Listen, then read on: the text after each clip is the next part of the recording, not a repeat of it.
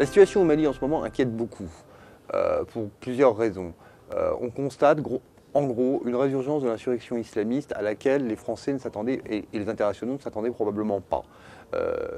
Alors, il ne faut pas non plus noircir le trait, on n'est plus du tout à la situation de 2012. L'opération Serval puis Barkhane ont fonctionné, la plupart des gros groupes djihadistes ont été débandés, beaucoup de leaders ont été tués. Néanmoins, on constate qu'un certain nombre de groupes parviennent à se reformer, parviennent à se restructurer dans le dos de Barkhane. Barkhane, c'est le dispositif français, 4000 hommes disposés pour la plupart au nord du Mali pour faire une forme de bouclier entre donc, le nord Mali et la Libye, où on connaît la situation.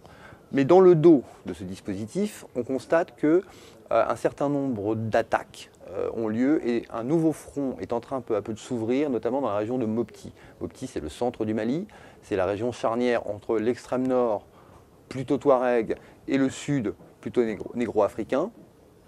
Et dans cette région, on voit un prêcheur assez connu qui s'appelle Alioune Koufa, qui a monté un mouvement qui s'appelait au départ le Front de libération du Massina, donc le Massina étant l'empire peu du 19e siècle, un empire mythique.